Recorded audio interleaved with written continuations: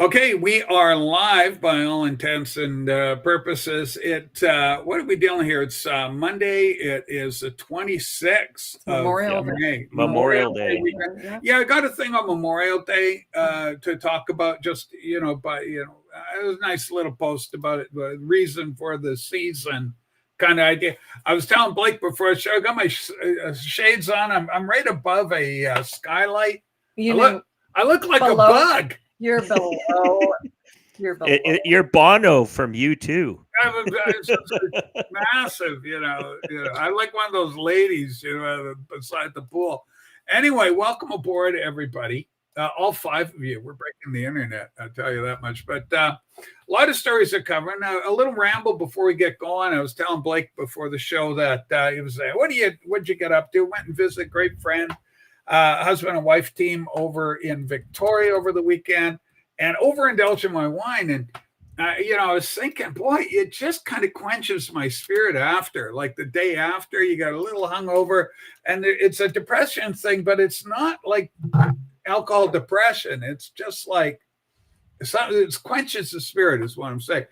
Be not drunk with wine, whereas excess, but rather be filled with spirit. So that kind of thing. And I'm reading through the Bible for the fifth time. I'm very happy to report on that. Just finished Second Samuel. Now I'm on First Kings, Second Kings, First Chronicles, and so on and so forth. We go. It's just kind of a thing I was aware of. And of course, I'm really working hard on losing weight. I was 255 pounds the morning of the visit for the, sucking back a bottle of wine kind of thing, Blake. And then yesterday again a scale, and I'm like 260. It's like I gained 5 pounds. 5 pounds of water just in water retention. Yeah. So now I'm down to 258. I woke up this morning too. So it'll go back down to about 255 by the end of the week. But still, you want to, kind of want to avoid if you can. Nick Rideau, I love you. All the way from Idaho. I love this kid. James Farley. James, thanks for your loyalty to this program, tuning in and everything. A lot of stories we're covering. Today's episode, Political Nooner, the slapper around the world. Ladies and gentlemen, before I proceed with that, make sure you give us a thumbs up. I know it's annoying. I know it's a pain in the ass.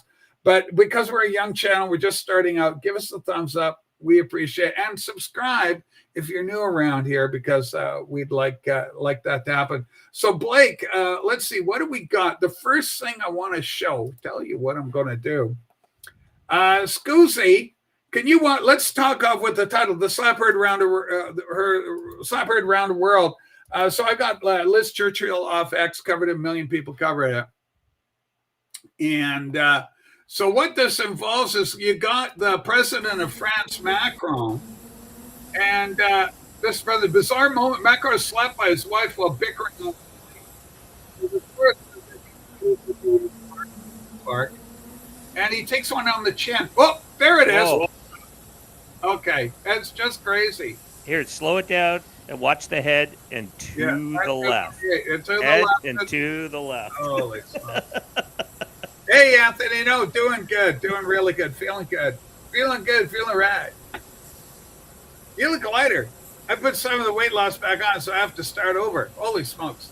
But anyway, yeah, they come off. She gives him a clout. The men were fighting, LOL. Liz Churchill's take, the men were fighting. Blake thoughts as it comes to, Macron, the official explanation, is that, we were just playfully being kids. But somebody did a close-up of his fist, like he was standing somewhere at an event, and you can see the veins popping out in his hand because he's just so stressed out with his little fist. So talk to me about this relationship. What do you know about the Macrons? What do you think about the Candace Owen accusations, all that stuff? Let's talk about that a little bit. I don't have a comment on the Candace Owens comments because I'm not. Yeah, I haven't followed that. Yeah, I haven't followed that thread with regards to this. But again, another globalist leader having to lie. I mean, come on. These situations happen. He probably said the things you shouldn't be saying, and he got a little bead on his face. So that's life if you've been a jerk. And who knows? I think it's one of those circumstances. It's kind of funny. I mean, these guys try to outlay themselves as walking like Jesus in the world, and they're not. And but yeah, it's funny. It's just who's subservient to who. I mean, it's very public. Yeah, shit happens with married. Let's just say you got a slap from upper management. Well, it's just kind of crazy. Now, the Macron, if you don't know about the Macrons, it's an interesting relationship because they met when he was like 14 years old and she was 40. Yeah. Okay. And then so some people, in the worst kind of language you could put is she kind of groomed the guy. And then they end up becoming a couple. Now, the thing about Candace Owens, she did an expose over multiple episodes talking about Brigitte, and that she used to be some guy named, her brother. Yeah, I heard that too. Her brother. Yeah. So Candace Owens did a deep dive on it. Kind of like in the Big Mike vein. Yeah. The whole idea.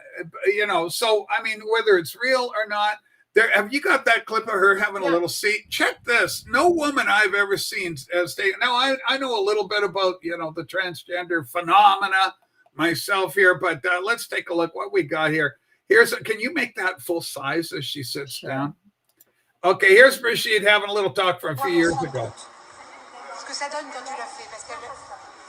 Just check out how this little lady has a seat.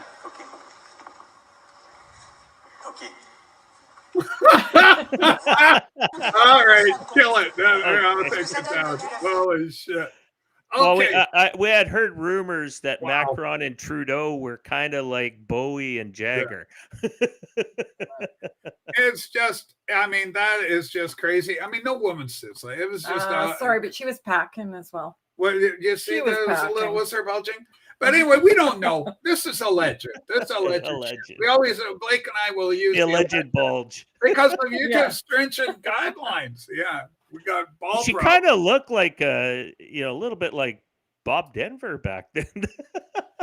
Well, channeling a Bob Denver, like, well, of course, the whole thing. But anyway, apparently the story is that there is a transgender element to their relationship, whether it's true or not. This is alleged, but Candace Owens doing the heavy lifting on that. So, and Candace is on YouTube. If you're interested in that kind of thing, God knows why you might be.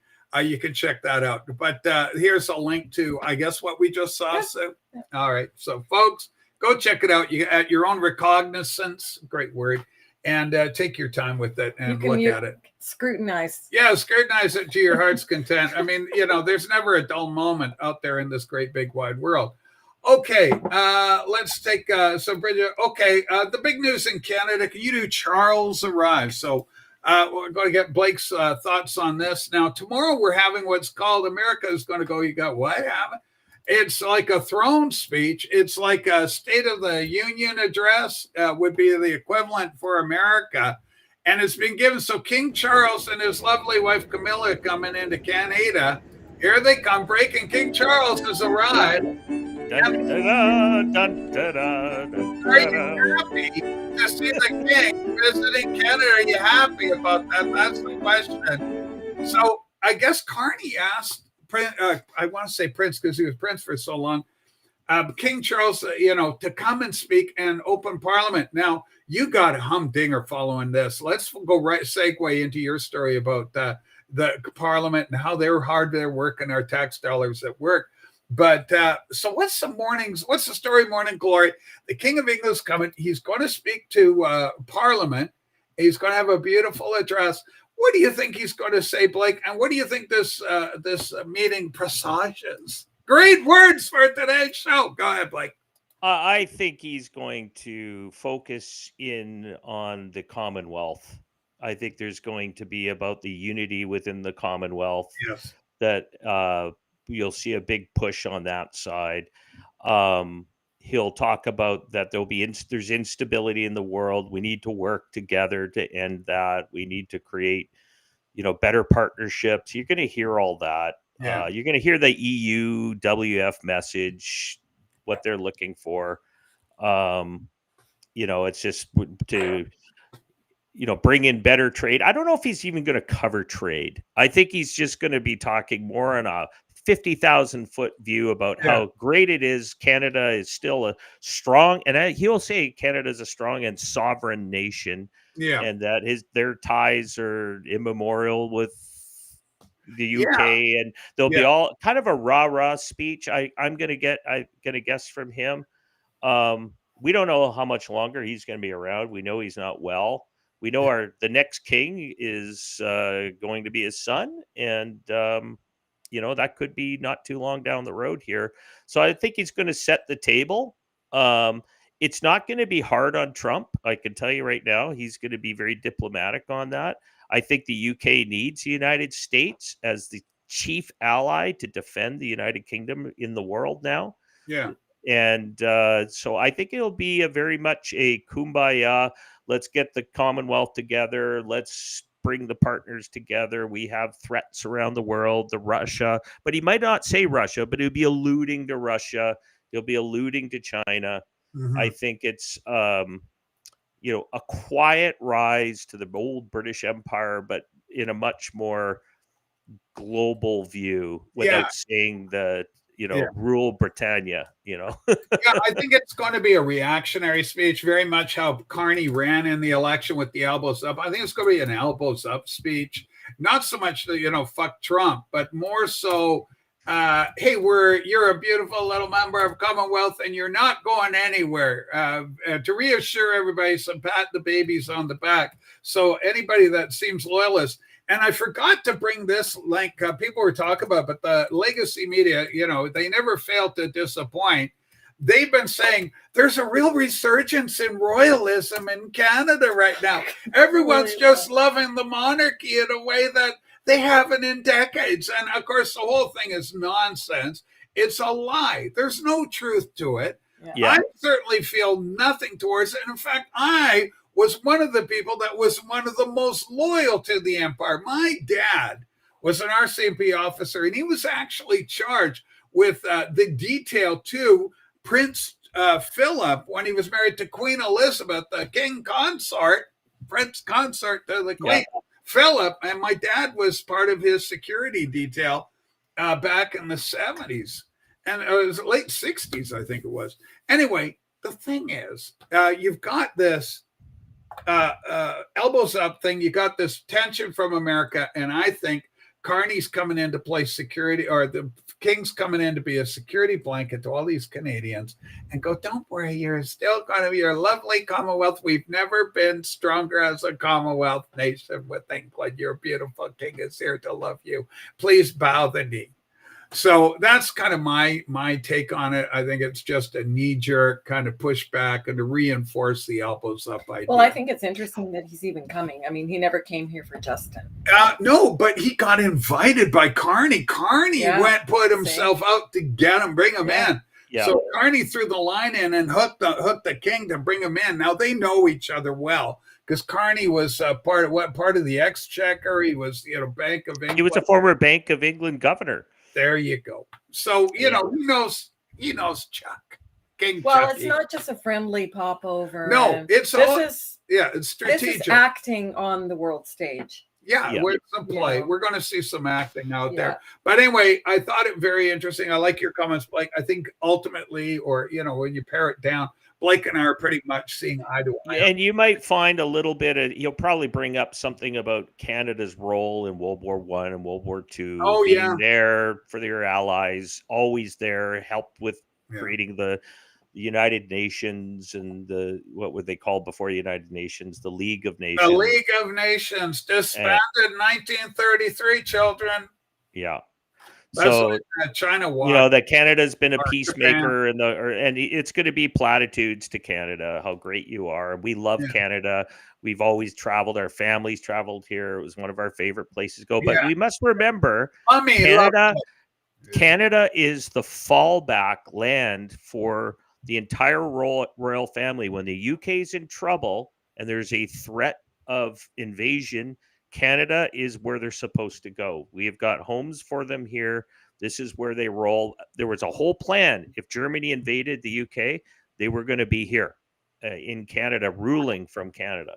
So, so just so our American friends understand here, or anybody outside of Canada, Governor General of Canada is technically our head of state, right? Much like you have a president in the United States is your head of state.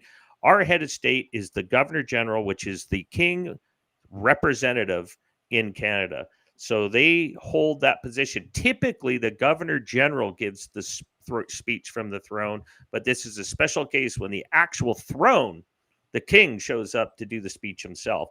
Essentially, historically, how this works is that the ruling party writes the speech, hands it to the Governor General. The Governor General just reads it verbatim, and then that's kind of like the State of the Union address that as you alluded to earlier, very similar what they're going to do. But it's supposed to kick off Parliament. This is how the direction we're headed. Yeah. Do we need a king? Do we need a royal representative in Canada in 2025? Blake? No, we need to be a republic, for crying out loud. The days are over for that.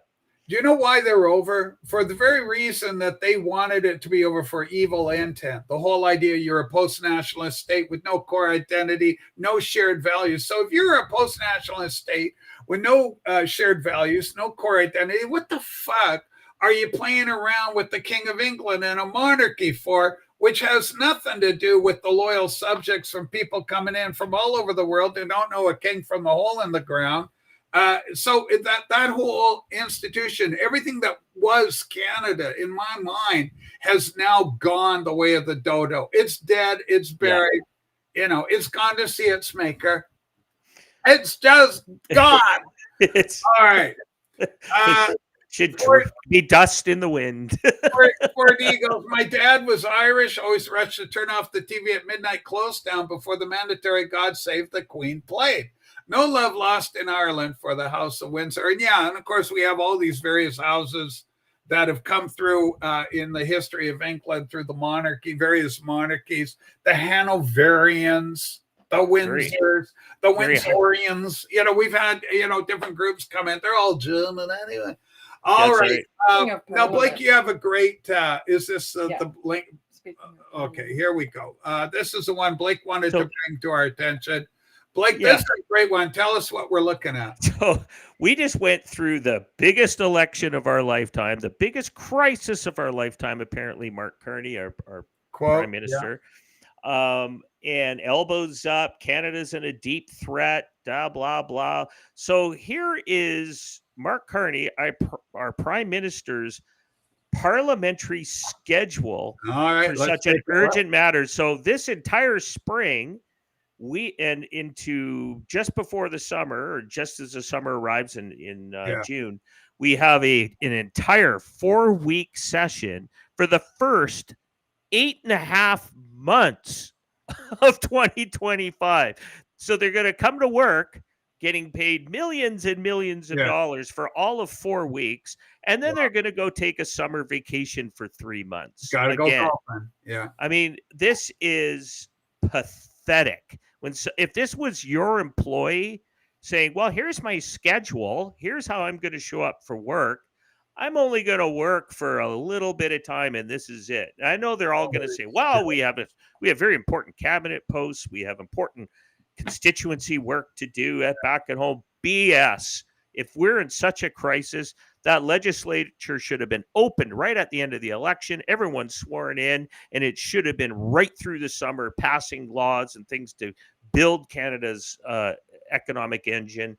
But no, they're here for 4 weeks, and then they're going to go take off and spend your money, throw it all around, and pretend they're actually doing something. Yeah, didn't they just give themselves another raise too? They're always giving themselves raises. I believe they just got another raise in 2024. Yeah, well, apparently Trudeau is walking away with an $8 million pension. Yeah. And the guy's a silver spoon millionaire trust kid. I mean, for crying out loud, he doesn't need the money.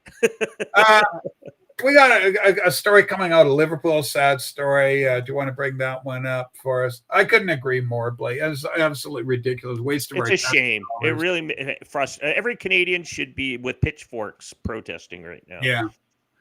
And then this happens with too much regularity around the world these days. But breaking news out of Liverpool.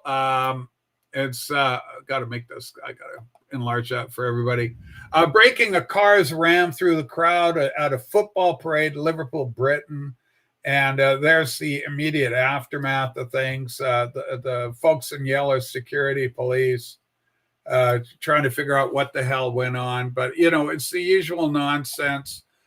Somebody in a car decides to run into a crowd. And I don't know anything about the victims. I don't know any fatalities or anybody injured. It's just a car plowing through a crowd again, right? We see this over and over. So thoughts on that? Well, it was right after Liverpool FC winning the Champions League celebration. Congrats, Liverpool. And once again, though, the media failure is what they do at their headlines. They came right out, as they usually do, blaming inanimate objects for these things. So a van was headlined, piling through people like that, and it's a tragedy. It's not a van; it was the person driving the van. Yeah.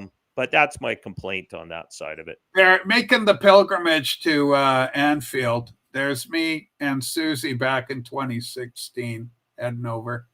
Fantastic. Nice. Great that we were there. You got to love Liverpool. And, of course, I went to Goodson Park, too. Sue, there's this little thing. Girl. Yeah, Blake's showing it. Everybody. What's that? Blake's one shows the shows some more horror of it. Yeah. So we won't put Blake's out on YouTube just because it's stringent. But there is a little sensitive. Yeah, if you're sensitive, people getting blown, you got to give a trigger warning. You're going to get triggered. Well, I mean, Blake, we just had the same thing happen in Vancouver. What was the rationale? Did they find out? Has that been released? What the motive was for the kid driving through in Vancouver? What was the deal? Apparently mental illness. Oh, a known mentally ill driver. See, here's the thing. Again, when it first happened, some media outlets, not all, but some started to report it was a white supremacist attack until what? White supremacist? Yeah. Oh, right off the bat, they were saying it was some white supremacist. Are you kidding? Doing that. And it turns out that no, it was a guy that Chinese background, had mental illness. His brother was a known criminal. He was known to police for many, many different times. And again, just one of those situations in he's been to court. The guy should have been being treated for problems, but medicated. The classic story, heavily medicated. And why is this fucker got a driver's license? And why is he running around the cities and takes their... Was he Filipino himself? No, Chinese. So he's Chinese. The Chinese guy's running over the Filipinos. And his brother's involved with organized crime, apparently. Oh, really? Yeah, and had been in trouble with the law. So, I mean, that's kind of crazy, because you draw the... And his brother was shot and killed. That's what kind of triggered, I think you're saying was one of the triggers. Oh, well, oh boy. Okay, lots of fun. So we'll find out what's going on in England, what could have been behind this, whether it was it could have been an Everton fan just gone nuts, so angry with Liverpool. Hopefully red, so good. Everton, just he's so upset because they got a new stadium there in Everton. They put a big stadium coming in. But okay, so yeah, more of the usual. It's unfortunate, but we do see this more and more in our in current times. These kind of incidents. So, do you want to do Memorial Day in the United States?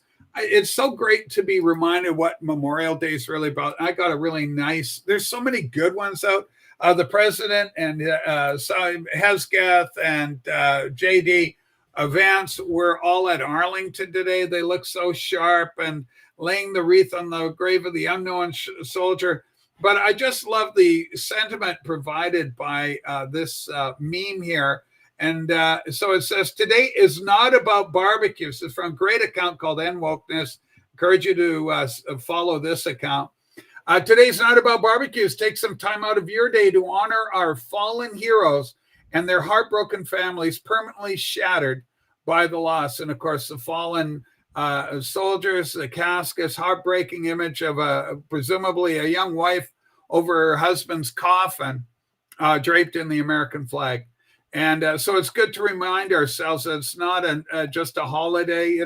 Young people in particular, things happen. You just go, hey, great, it's an excuse. We got the holiday. But really think of the sacrifice that soldiers have made doing at different periods of time. Rachel, you're doing a Yoko. I love John. John, I love John. I love it. Thank you so much, Kimba. We love you.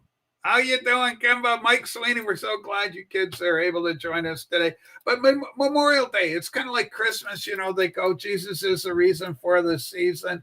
Memorial Day is our fallen soldiers that America honors and remembers their war dead. Now, here in Canada, we do our big thing on November 11th. America also honors that Remembrance Day, but this is Memorial Day specifically for those fallen in service to their country. And we honor our war dead. And God bless America, and God bless those families, every family that has paid the ultimate sacrifice in defense of their country. I think it's important to recognize the reason for it all. Okay. Well, this is kind of the whole problem. Another problem with Canada. So when they hardly work at all, Blake, but when they do get together, I just see nothing but trouble. This is the one from Mickey Drusic, good Croatian or Serbian name, Drusic. Can you see that one there, Sue? Bring that one up. And Blake, I know we'll have something to say about that. It's just crazy. Okay, so we got a new Speaker of the House. I've never heard of this clown. But I mean, this imagery, do you want to make that just so big? His name is Francois.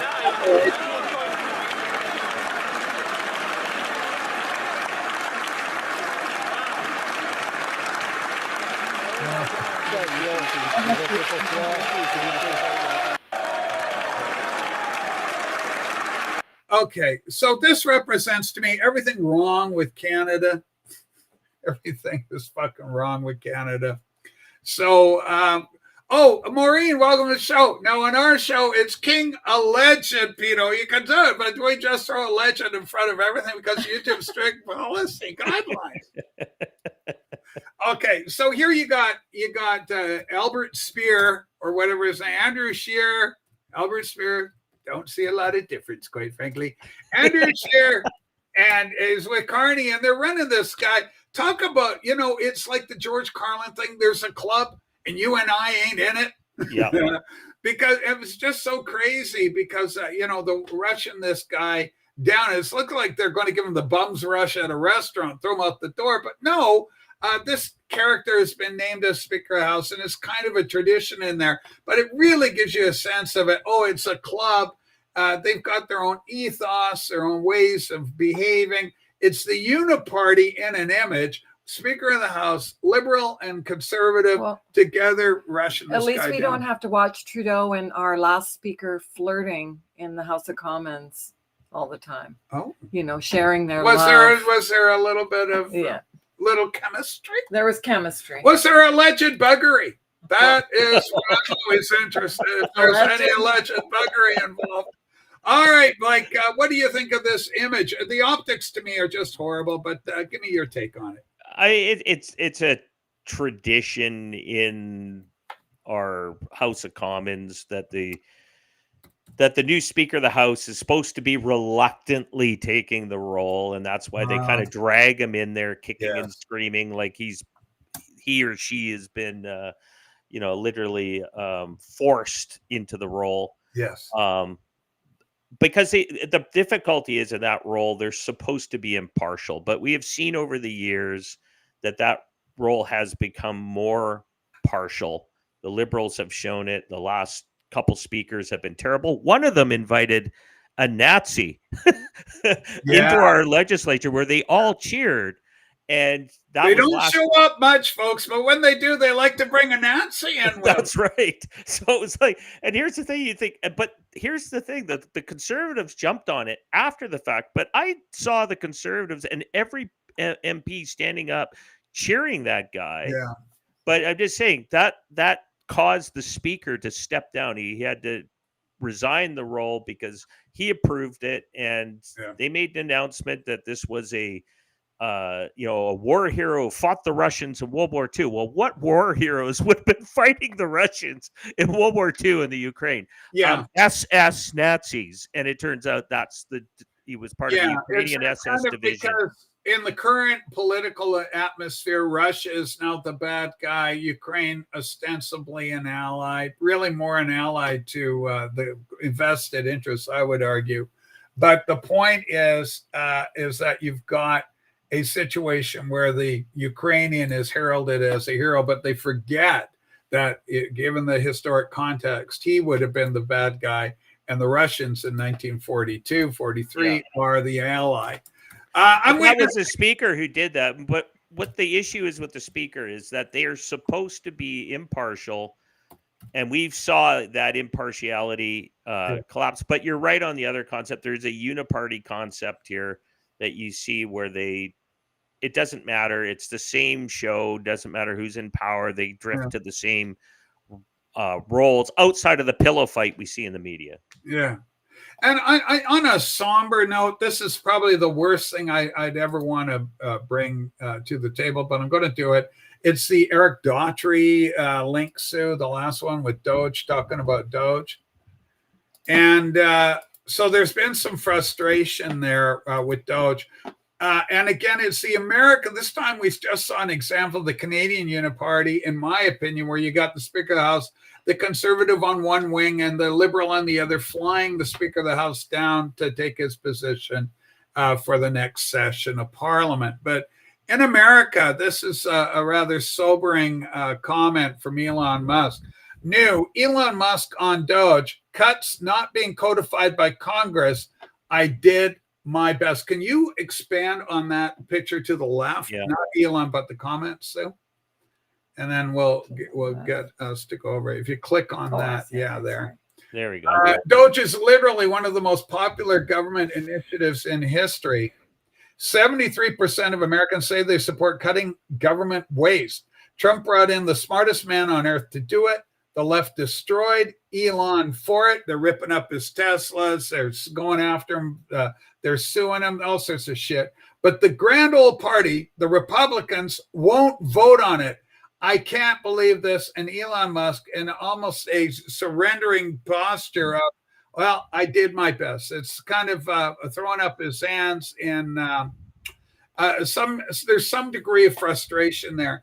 And at this point, all I can say is if you're a Christian person, you got to have your eyes on God, because ultimately, whatever the affairs of man and whatever goes on, and this is a real blow, because unless you weed out this kind of corruption, there's never going to be any real change. At the end of the day, there's not going to be any real change. You're not going to see anyone coming to justice.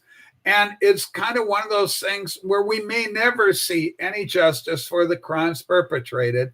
And they were crimes, and they were treason, high treason, as Trump said, the auto pen, all the rest of it. But when you have a uniparty system of numerous Republicans, not just one or two, but, I'm talking dozens of them in Congress that won't move in righteousness, in judgment, to do the right thing, even if it means falling on your own sword, recognize your own culpability, because you lack that integrity, because you lack that that desire for truth and for justice.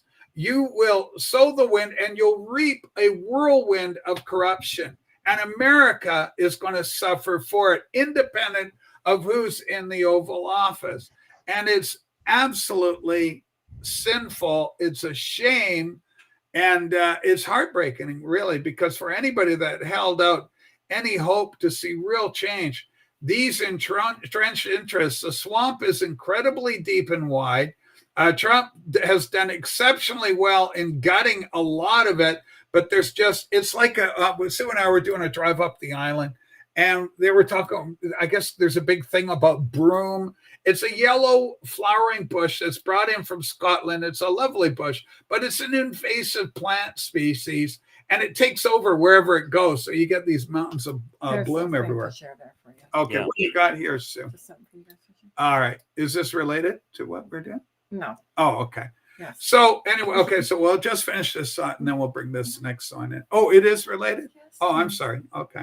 Hang on. Well, our opponents are not afraid that our America First policies will fail. They're terrified that our strategy will succeed and we're going to get bigger and stronger and better as a party. And that's what's happening. And that is what's happening. It's going to be something. And I'm actually looking forward to the midterms. I really are. We're going to prove that all of their treasonous years of betrayal will not be forgotten because it's treason. What they did is treason. When they allowed millions of people to pour in through open borders from all over the world, they came. To me, that's treason. What they've done to our country is unthinkable. The money we have to spend to take people out, and then we have judges that say, no, let Trende Araqua come back into our country. They want him to come back in. Killers, they cut off a man's. Our opponents are not afraid that our America First policies will fail. They're terrified that our strategy will succeed, and we're going to. Yeah. Okay. So that's great. And not that it'll fail, but that it'll succeed. But a lot of America First is really just MAGA. And the way forward, it almost seems, and I don't know, but if America was ever ready for a third party, MAGA just might be it. Maybe not even under the helm of Donald Trump. He's been around. This is his second term. You know, he's in the first year of his 4 years. You know, forget all this talk about staying on for an extra term, a third term, and all this nonsense. J.D. Vance is the heir apparent, and Marco Rubio's punching above his weight right now, doing an exceptional job as Secretary of State. Love it. So I think the Republican Party, well, the MAGA Party is looking good. If they split because of the infighting and the reluctance to produce real change by these Republicans, where Trump is working exceptionally hard, I think they were doing one of the things that's in the bill, the big, beautiful bill, is that they want these judges hindered in their impact, little regional judges that have no jurisdiction on the state's well-being, the nation's well-being, running interference and throwing up these legal hurdles for Trump to go in. You're running. Oh, there's another thing thrown in your path as you run. Here's a rake. Look out for that. They just threw that in front of you. Everything to gum it up, to slow it up, to hinder any chance of real change. It's horrific. Yeah. So, okay.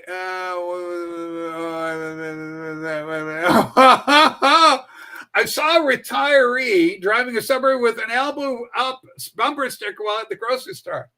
The irrational rage I experienced was frightening. I briefly thought about following her to berate her. Then I thought about the jail time I might fight. Exactly. Yep. You just got to be so chill with that out little there. devil on one shoulder, little angel on the other. Let the little angel have its way. But I do want to encourage you, Pat, that having the feeling is actually, that's a positive thing. It shows that you've got some righteous indignation about what you're saying. But that woman is not the criminal. That woman is not the problem.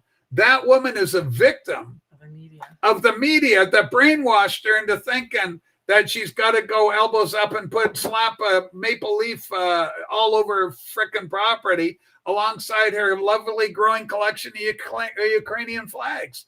It's absolutely the responsibility of the media, and you put your finger right on them and the politics from the left that facilitate that kind of thinking. So I do have an important question to ask, though. Go ahead, Blake. Did she have a mask on while driving her car by herself? Yeah. Holy smokes. That's frightening. Wolfie's in the house all the way from New York. We love Wolfie. Welcome aboard. Sean goes, Trump's hair looks lovely with a nice sliver of silver going on, the silver fox.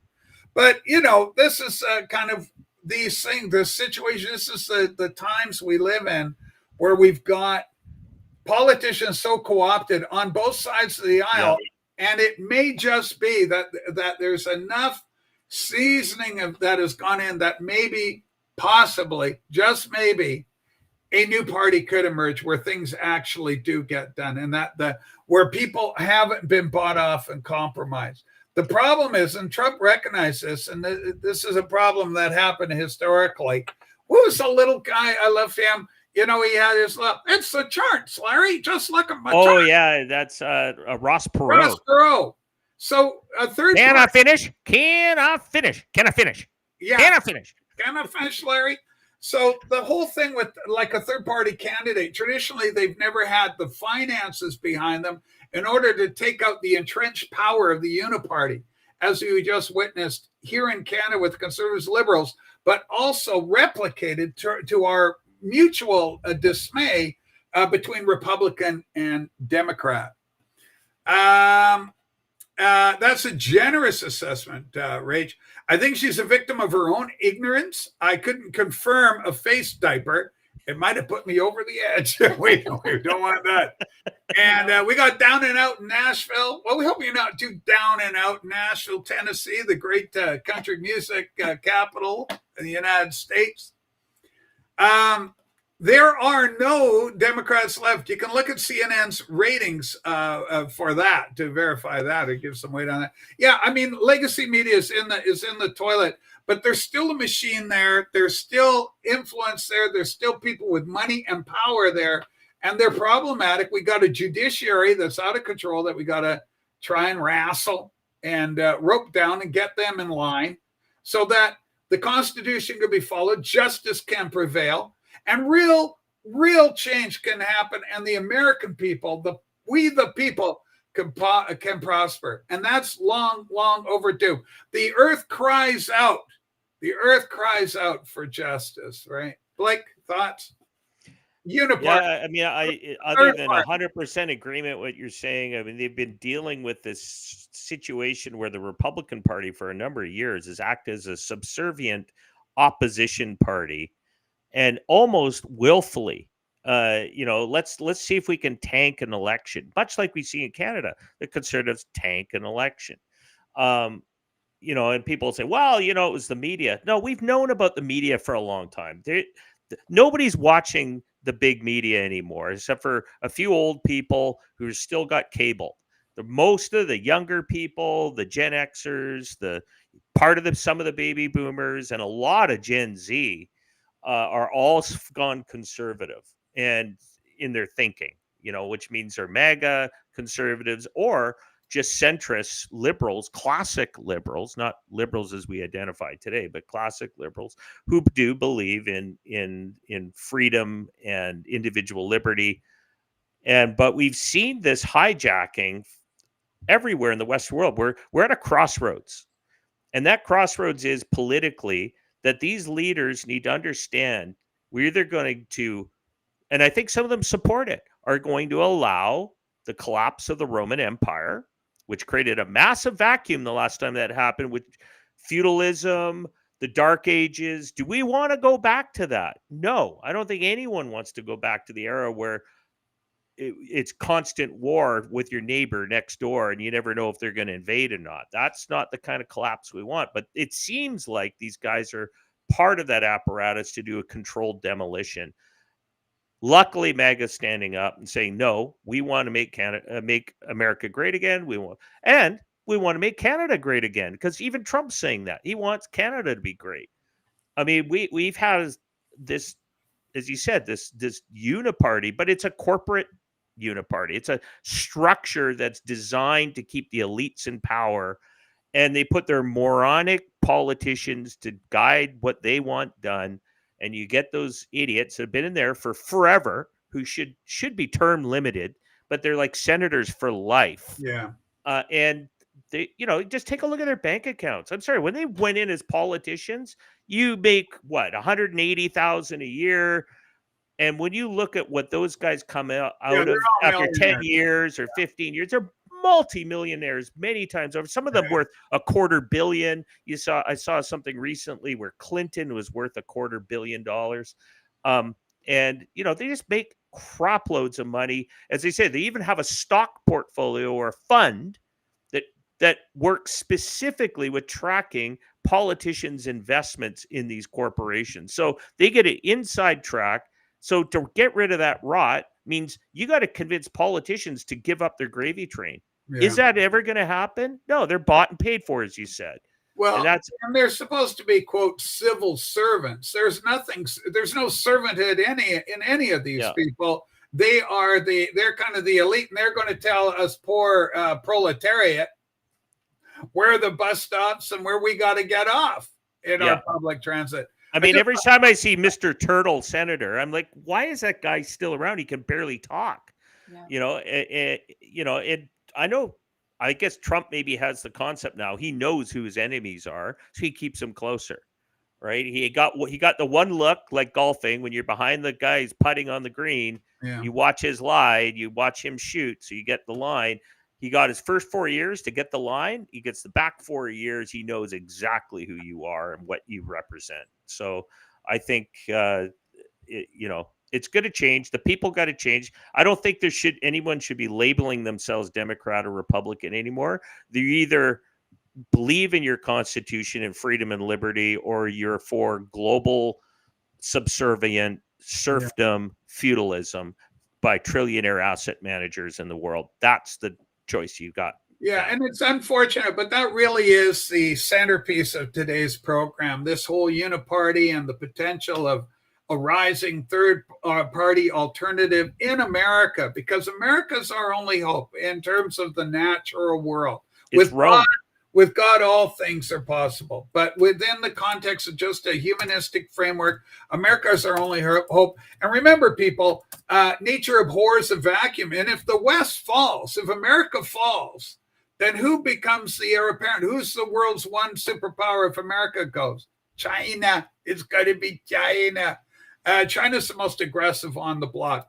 Yeah, Wolfie, it's all real about Macron. We opened the show with that one. Today's episode, the slap heard round the world. So it's all true, Wolfie. Let's check out this. Yeah, and Pat, you're so right. It's elitism versus populism. All right, and Sue's got something for me here. We'll take a look. And this is, I threw this out today on the old X platform, and you can follow me over there. Sue will drop a link in the thing. But activist judges, and there's the account over there. Sue, you're not verified. Get verified like me. But anyway, hit back on that, and I'll read my quote. An ineffective GOP ultimately leads a third MAGA party has to arrive. The uniparty must go. So obviously, this is something I feel strongly about. It's something I put out there myself earlier, during the day, because I'm out there a lot. I'm watching, see what people are saying. I know, Blake, you're out there very busy with it, seeing what's going on. You have a couple other points to bring up today. Which one do you want to see, Blake? You got 3 links there. One we've covered already. I think we covered them all. Yeah. Did we cover all 3? Yeah, we covered all 3. Yeah. You guys want to go into Trump's comment on Putin today? Okay, yeah, you can bring out Trump commenting on Putin. It's kind of a bold comment coming out of the president, but it speaks of the frustration Trump's had. Trump said, if I had been president, this war never would have happened. But right now, his frustration with trying to solve this thing is off the charts. So, Blake, do you want to read this one? I've been talking. Sure. Yeah, I've always had a very good relationship with Vladimir Putin of Russia, but something has happened to him. He has gone absolutely crazy. He is needlessly killing a lot of people.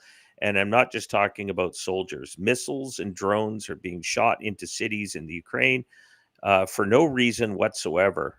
I've always said that he wants all of Ukraine, not just a piece of it. And maybe that's proving to be right. But if he does, it will lead to a downfall of Russia. Likewise, President Zelensky is doing his country no favors by talking the way he does. Everything out of his mouth causes problems. I don't like it, and it better stop. This is a war that would never have started if I were president. This is Zelensky's, Putin's, and Biden's war, not Trump's. I am only helping to put that the big and ugly fires, put them out, that have been started through gross incompetence and hatred. So I guess what's happened here, the problem is Trump's doing a battle internally to kill off the neocons' power in the United States, but the neocons still have power in Europe, and they've been driving this war in the Ukraine, and that's what he's talking about. Biden pushing for that war and making it happen because they're breaching the original agreement. What Trump is saying, I would never have breached that agreement, bringing NATO or even risking NATO into going into Ukraine. Ukraine would have to stay neutral and the war would never happen. Trump would have respected that agreement that was, I believe, signed and agreed to between Reagan and Gorbachev. That's how far back it dates. And but I saw some information that there was an attempt hit on Putin. Yeah, I think And- you got it right there. Keep going with that thought. So 'cause there was a hit Fine. attempt by the Ukrainians sending drones to try and kill him. I'm sure somebody's going to say, well, it's a false flag.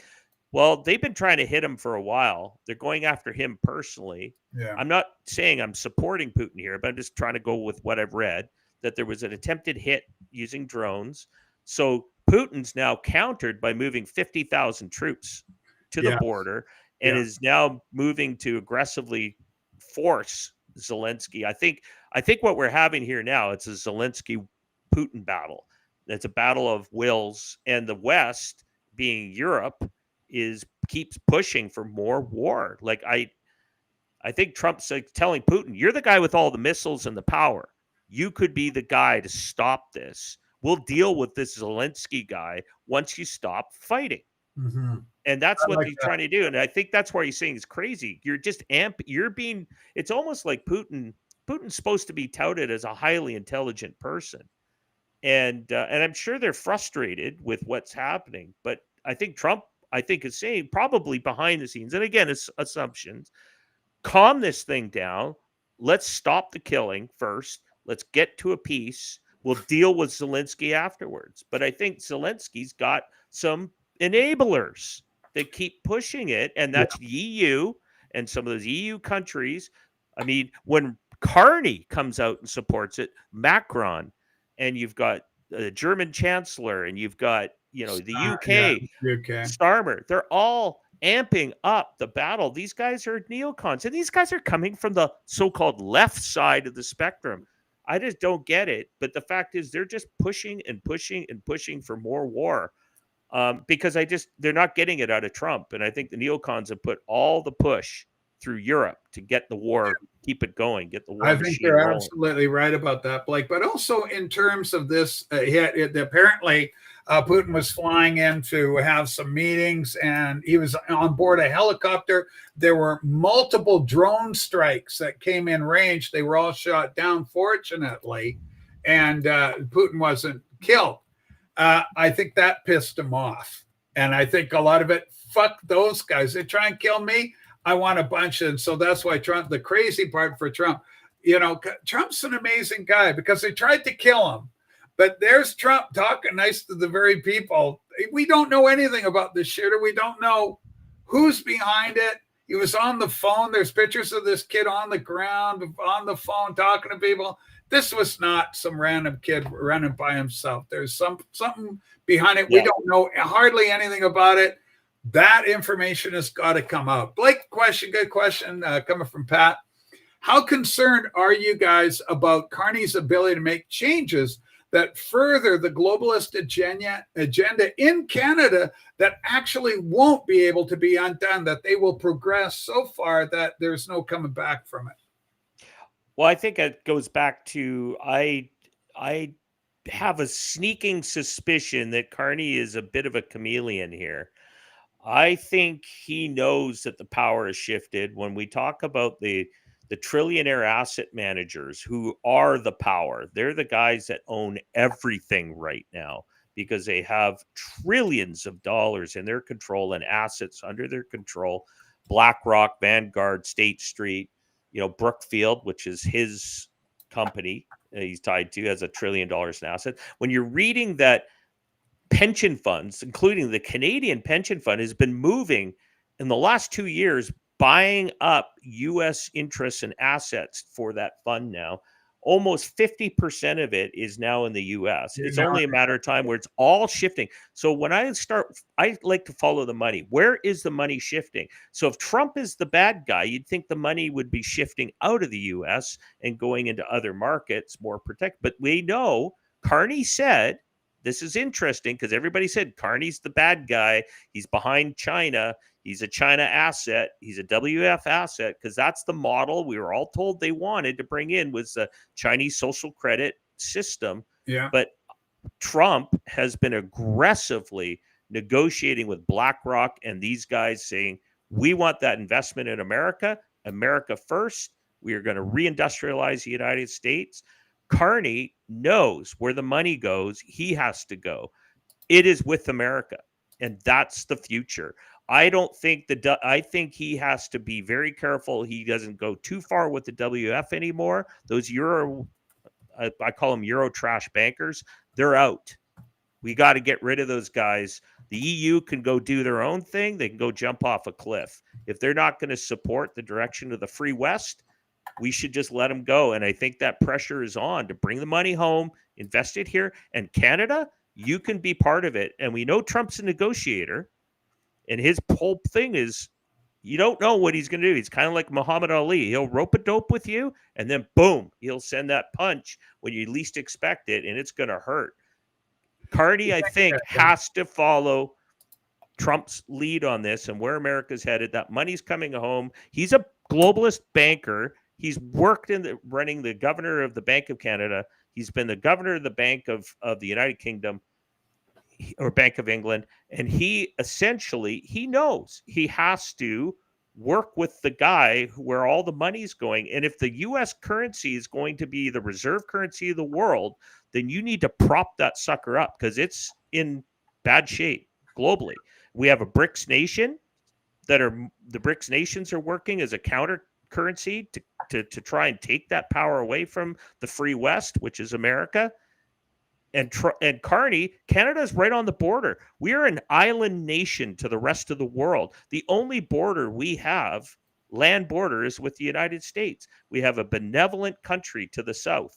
And if we really call it, we also to the west, if you take a look at Alaska. So we are surrounded by America, who's been very benevolent to our existence, because they could have invaded at any time now and taken us over, and there's nothing we could have done about it. Correct. But I think he believes, meaning Trump and Carney, are working together to bring in a new economic union with Canada and the United States. I think the WF vision probably is still there, but they've now had to shelve it because there's no way they can push that through. MAGA has taken over America, and if the money is going to be brought back to America, Canada has to play part of that whole package.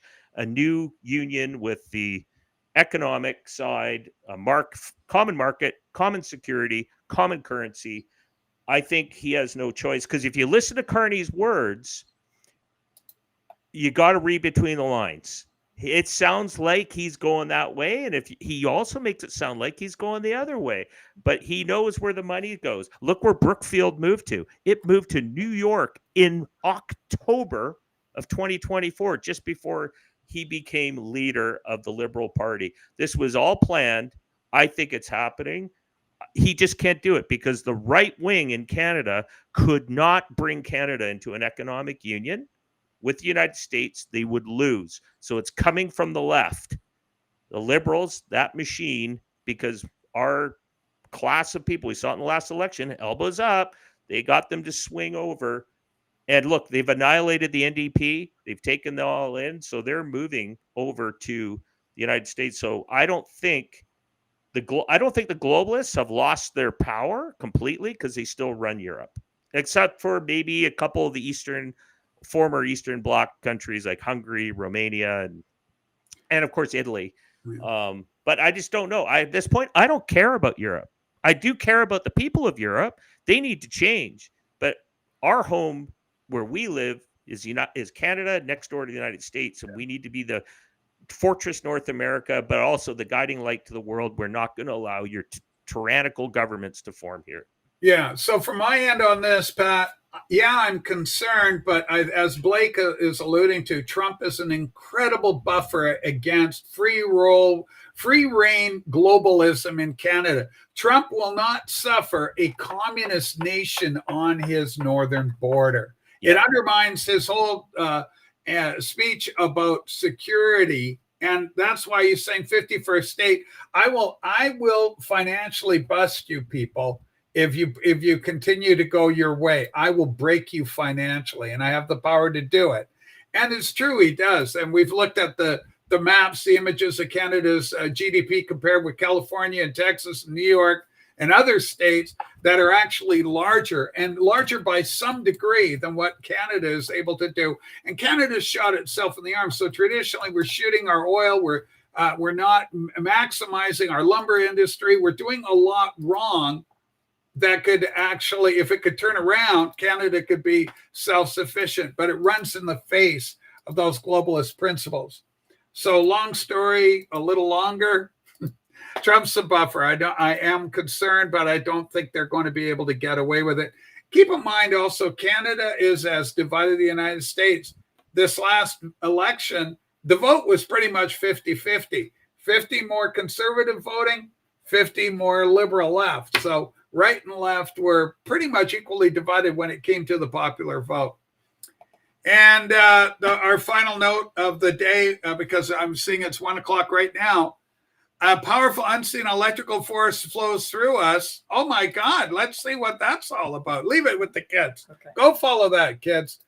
Go find out what your unseen powerful electrical force can Well, be. put the page up. for a Okay, Sue can't resist. She wants to show us. Here we go, Blake. You got an unseen powerful force flowing through you. Okay, a powerful unseen electric force flows through you. Lose it, your body starts to shut down. It's called zeta potential. Most people have never heard of it. Some call it the missing link to healing. Let me know. Let me show how it works and how to restore it. And there's a thread on that from the Vigilance Fox. So if you're interested in all that kind of thing, this is, eat your Wheaties, kids. I don't know what to say to it, but there it is. Something strange and macabre. I'm hopefully optimistic about your appraisal of things, but it's still unclear to me how he'll approach the affordability crisis. Mm-hmm. Do prosperous Canadians hinder his agenda? Probably. Well, it depends. I mean, what do you mean by prosperous and is some proper? Pat, we'll follow through on this like tomorrow. They need a certain percentage of prosperous Canadians to show the rest of the world Canada's prospering. Yeah. Look, you can't have everybody in the poorhouse. No. So Yeah. you got to allow some kind of, they think about this stuff, right? I guess so. Anyway, we'll talk more about that tomorrow, Pat. It's a good comment. Mm-hmm.